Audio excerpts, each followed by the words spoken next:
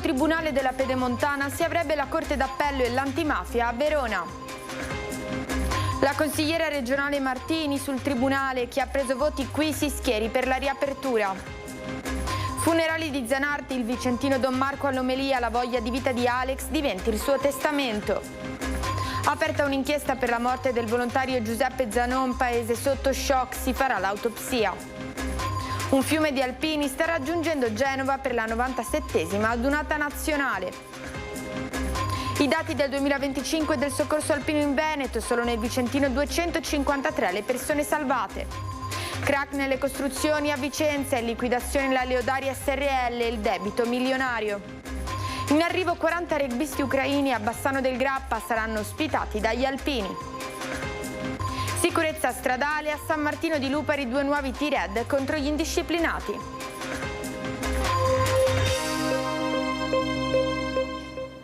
Buonasera e bentrovati a questa nuova edizione del TG Bassano. Politica in apertura, Tribunale della Pedemontana e Corte d'Appello a Verona tra gli obiettivi del disegno di legge sulla nuova giustizia del Veneto.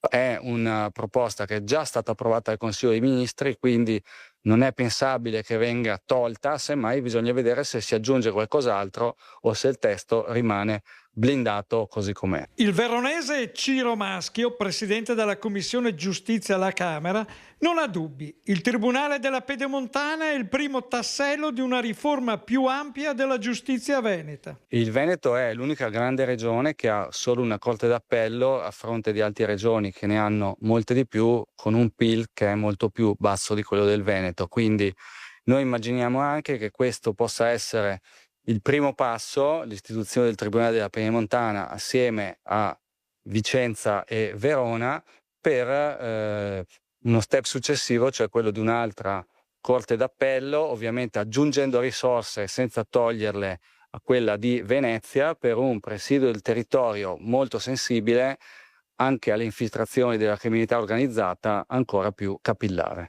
Sul punto il bassanese William Beozzo, presidente di Confapi Veneto, osserva: l'onorevole Maschio, presidente della Commissione Giustizia, ha detto una cosa importante: ricordiamoci le infiltrazioni mafiose, e avere un Tribunale della Pedemontana che possa gestire il 35% del PIL del Veneto e riuscire a creare con la Corte d'Appello a Verona potrebbe dare una sezione antimafia che aiuti il territorio e che aiuti anche le imprese. E l'avvocato Francesco Savio del Comitato Tribunale Pedemontana sottolinea che siamo in dirittura finale. Mi pare che anche gli interventi di oggi sono in linea con quello che è sempre stato fatto. La Regione c'è sempre, la richiesta di questo Tribunale è a livello regionale, quindi non è Bassano che lo chiede ma è la giustizia veneta. Ci sono solo aspetti positivi, io i negativi non riesco a vederli. Gli amministratori locali si sono mossi correttamente, ma l'abbiamo visto con tutti gli incontri fatti all'inizio del 2023, no? Quindi i sindaci ci sono tutti convinti. Qual è la tempistica allora? Ma se noi riusciamo, come spero, a concludere il lavoro delle audizioni degli emendamenti tra maggio e giugno, potrebbe arrivare in aula tra giugno e inizio luglio. Non le manda certo a dire la consigliera regionale Morena Martini sul tema del Tribunale della Pedemontana, è molto chiara e fa pure nomi e cognomi. Il Tribunale della Pedemontana metterà piede in Parlamento già a maggio. Ma se pensate che questa notizia, preludio alla riapertura del Palazzo di Giustizia, abbia raccolto solo applausi, vi sbagliate di grosso. Sulle note diffuse in conferenza stampa dalla consigliera Morena Martini e dai rappresentanti del governo, ad esempio, sono scesi i fulmini e le saette del PD Veneto, contrario a quanto si legge in una nota diffusa da esponenti del gruppo a una riapertura del Tribunale prima di una sistemazione generale della giustizia nazionale. Ma nel PD c'è anche chi è stato eletto con i voti dei bassanesi e questo non è un dettaglio da poco per la Martini. Io mi aspetto per esempio che la collega Luisetto, che è bassanese doc, si dissoci dal comunicato stampa del suo capogruppo. Lei ha preso nel nostro territorio un grandissimo risultato in termini di voti e queste persone che vivono questo territorio si aspettano, credo, che il loro rappresentante difenda il territorio. A questo punto sorge spontanea una domanda: viene prima il territorio o viene prima il partito? Per la Martini, se viene prima la politica rispetto alle istanze del territorio, vuol dire che qualche ingranaggio si è inceppato. L'ingranaggio è l'ingranaggio di una politica miope, perché non si può dare addosso alla richiesta legittima di un tribunale della Pedemontana veneta solo per un discorso politico. Qui va aggiunta poi la nascita nei mesi scorsi di un vero e proprio fronte del no al Tribunale della Pedemontana. Questo comitato del no non ha ragione di esistere e non ha ragione di continuare a dire no alle richieste legittime di un territorio che non è formato solo da Bassano del Grappa, ma è formato dall'Alta Padovana e da tutta la parte del Trevigiano. Quindi basta, avete avuto rassicurazioni che nessuno toglie niente a nessuno, che era il vostro cavallo di battaglia, Vicenza viene privata, Treviso viene privata. Nessuno priva Vicenza, Treviso, Padova degli organici che ha.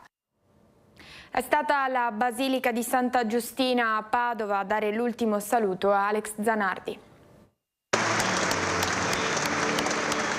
Silenzi carichi di significato, applausi, frasi che ti colpiscono allo stomaco, ricordi che mettono i brividi. Sono in migliaia a dare l'ultimo saluto ad Alex Zanardi nella Basilica di Santa Giustina e sul Grande Sagrato.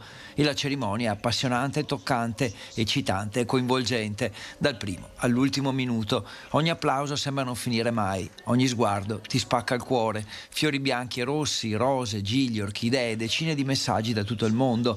L'handbike di Alex, di solito esposta al Museo della Medicina, sulle scale dell'altare a simboleggiare che il suo viaggio non è finito. Don Marco Pozza celebra la messa, con lui padre Federico Lauretta, parroco della Basilica, Don Angelo Sgarabottolo, parroco di Noventa Padovana, e un'altra decina di sacerdoti. Si inizia col racconto di una sosta in autogrill e la famosa metafora dei 5 secondi. È l'autogrill che personalmente adoro di più.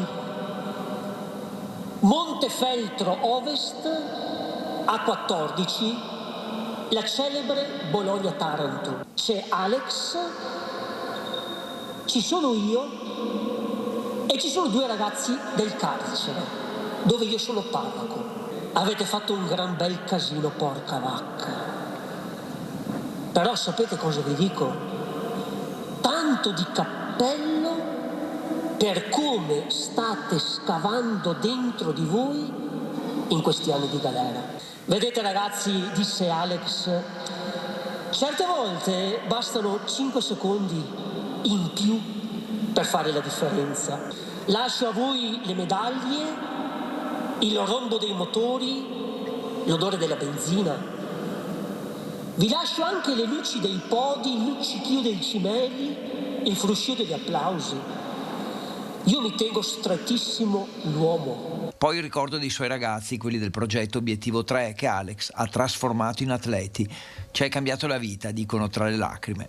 Non abbiamo conosciuto solo il campione, abbiamo conosciuto l'uomo, una guida nello sport, ma soprattutto nella vita. 4 i ricordi previsti per la famiglia, la cognata Barbara Manni, tutta la vita di Alex racchiusa in una parola: combattente. Combattente, credo che questa parola racchiuda la tua essenza più vera. È un lato di te che sicuramente avrai ereditato da chi ti ha amato. Vai Alex, fai buon viaggio e combatti.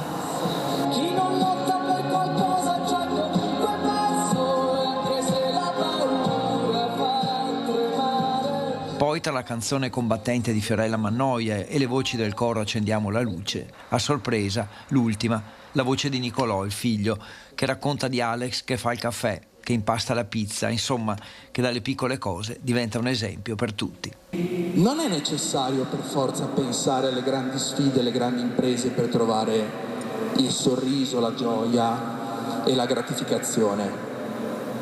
Sono cose che partono dalle piccole cose, e quello che lui ha sempre detto è che se tu trovi il sorriso nelle piccole cose, la gioia nelle piccole cose, che fai tutti i giorni, perché il caffè lo fai tutti i giorni, allora quelle sono le basi migliori per costruire una vita meravigliosa.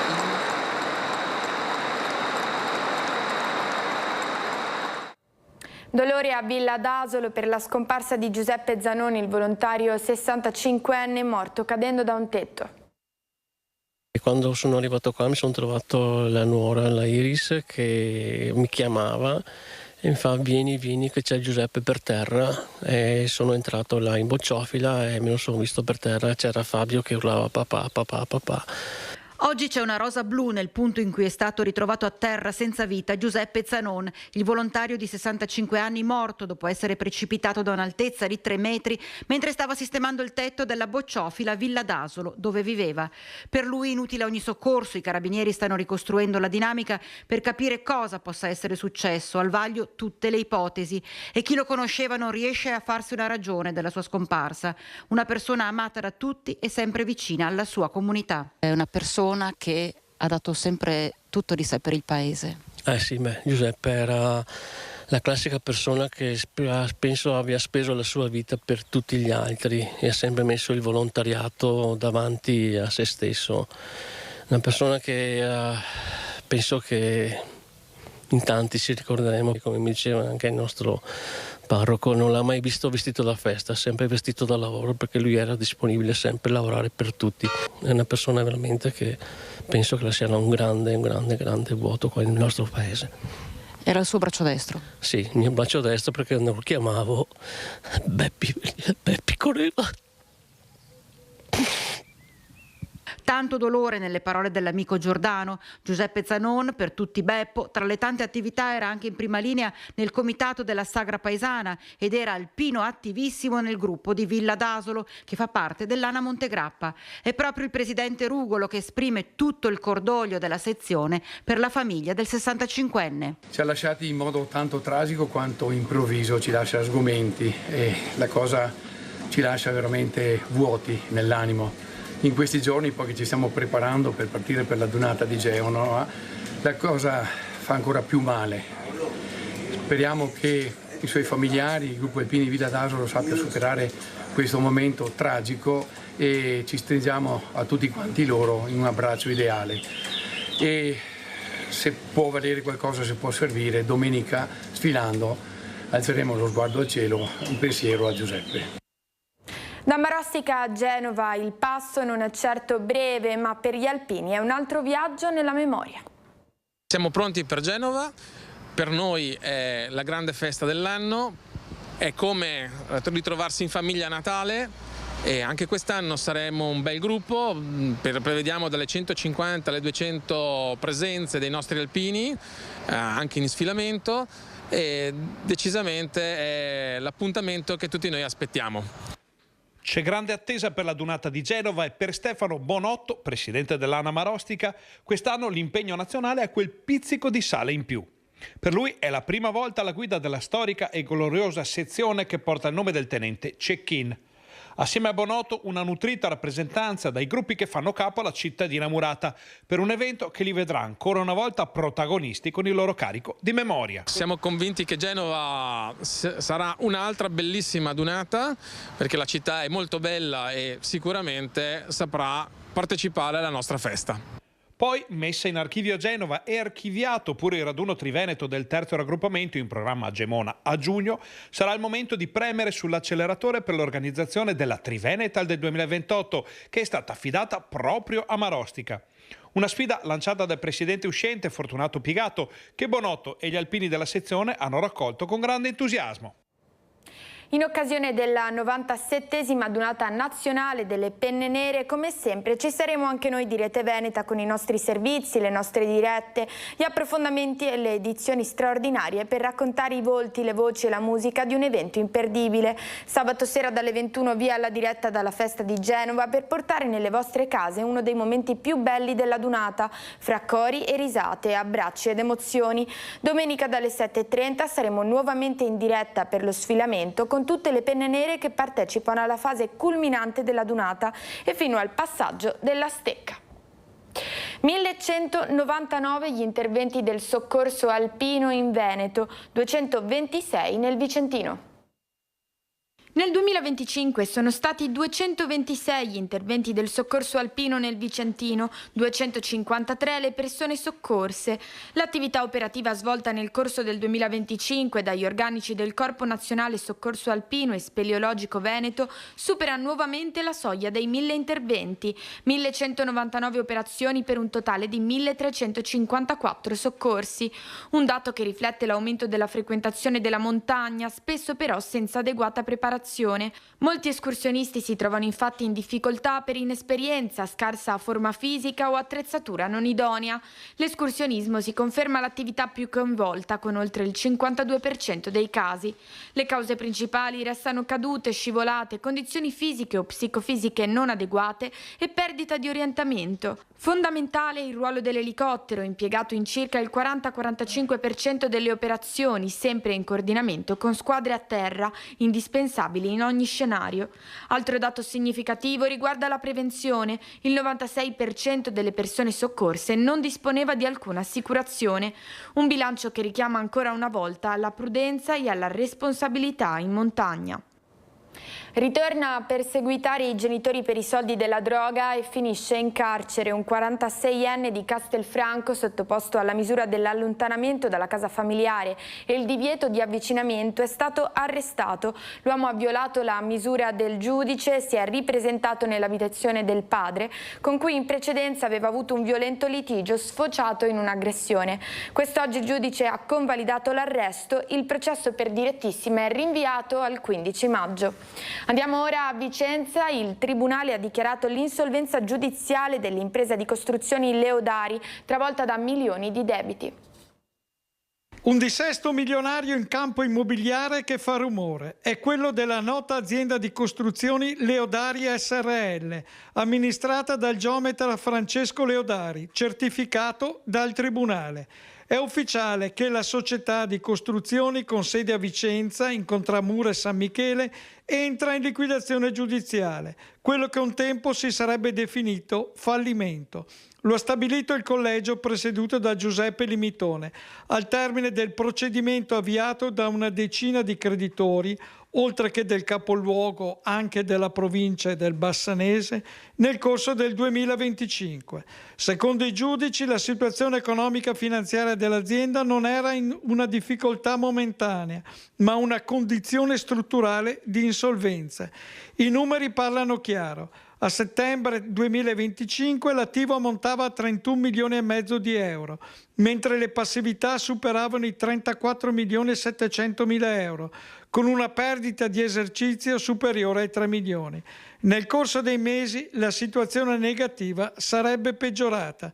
Determinante anche il mancato deposito nei termini previsti del piano di ristrutturazione della proposta ai creditori, oltre all'esaurimento senza esito del periodo di 2 mesi concesso dal Tribunale per tentare una soluzione alternativa. L'Agenzia delle Entrate ha depositato una nota in cui risultano debiti scaduti per 260.000 euro.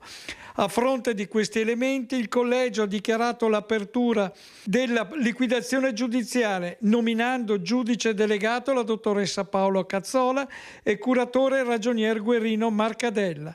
Fissata anche la data chiave per i creditori, il 18 giugno prossimo, quando si terrà l'udienza per l'esame dello stato passivo. In arrivo 40 giovani rugbyisti a Bassano saranno ospitati in Città degli Alpini mentre parteciperanno al torneo di Treviso. È un progetto inclusivo, è un progetto che abbraccia realtà sportive diverse, per noi un modo importante per festeggiare anche il nostro 50°, per cui cade giusto nel momento dei festeggiamenti. Da Leopoli a Bassano, giocando a rugby, la palla ovale unisce i popoli. Questo è il nome del progetto che porterà 40 giovani atleti ucraini a Bassano del Grappa, 23 della categoria Under 14 e 17 della categoria Under 12. Le due squadre parteciperanno al torneo Città di Treviso dall'8 al 18 maggio e fuori dal campo saranno ospitate nella palazzina comando della caserma Montegrappa. I pasti saranno invece preparati e serviti nella clubhouse del rugby Bassano, grazie all'impegno dei volontari e al coinvolgimento della comunità ucraina presente sul territorio. Il comune di Bassano e Grappa insieme con il Bassano Rugby hanno chiesto aiuto, hanno chiesto un punto logistico di appoggio per questi giovani che arrivano dall'Ucraina per questo torneo importante di rugby, e abbiamo risposto sì ancora una volta, perché nel nostro DNA ma anche nel nostro senso del dovere di dare aiuto a chi ha bisogno. Immediatamente hanno dato una risposta positiva e questo mi fa enormemente piacere, perché quando tutti portano acqua al mulino della solidarietà si riesce ad avere un grande risultato. Un progetto nato lo scorso autunno, quando il rugby Bassano si è messo in contatto con la federazione di rugby della regione di Lviv. L'organizzazione non è stata semplice, soprattutto il trasferimento all'estero di 40 minorenni, giovani atleti abituati a convivere con la guerra, si allenano tra sirene e bombardamenti. Per loro questa esperienza rappresenta un ritorno alla normalità. 10 giorni di normalità in un'atmosfera senza interruzioni, con lo scambio con i ragazzi italiani, con opportunità appunto di conoscere lo sport rugby italiano e anche vedere il bellissimo Bassano e dintorni. E adesso invece alcune notizie dal territorio.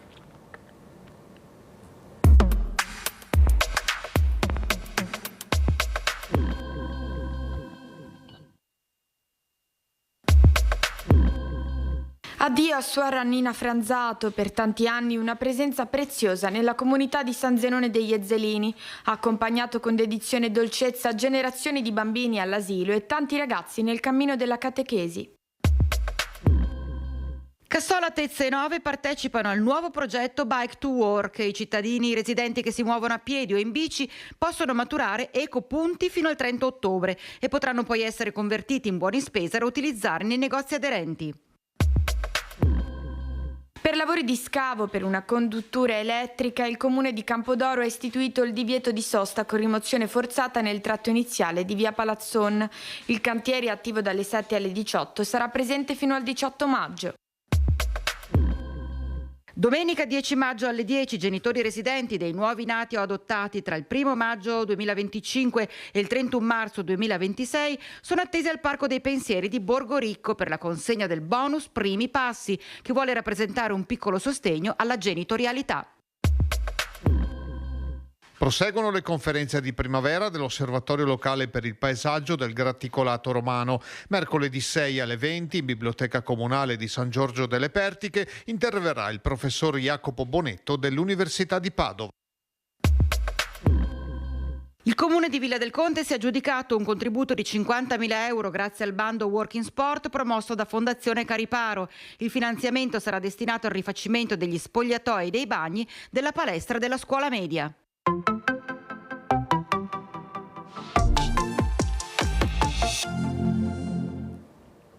Basta passare con il semaforo rosso, così a San Martino di Lupari arrivano 2 nuovi T-Red. Parola d'ordine sicurezza, così a San Martino di Lupari l'amministrazione comunale ha deciso di installare 2 nuovi T-Red all'incrocio semaforico tra le vie Dante e Cavour, dove in tante, troppe occasioni automobilisti indisciplinati sono passati con il rosso senza pensare alle conseguenze. Lo strumento è dotato di telecamere che si attivano automaticamente solo quando il semaforo è rosso e scattano fotogrammi che incastrano senza margine di dubbio il furbetto di turno, visto che le immagini sono di altissima qualità. Una spesa di 61.884 euro, dilazionati da qui al 2029, per un servizio che risponde alle numerose richieste di intervento arrivate in comune e alla polizia locale da parte dei residenti, preoccupati per il reiterato mancato rispetto dello stop al semaforo rosso. E se prima la facevano franca, d'ora in poi non avranno più scampo. Questa sera alle 21:15 consueto appuntamento con Focus. Gli ospiti sono Michele Boato, Marzio Favero, Gio Formaggio, Giuseppe Marra, Luca Martello, Michela Annieri, Simonetta Rubinato ed Enzo Siviero. Ed è tutto anche per oggi dal TG Bassano. Grazie per averci seguito e buona serata.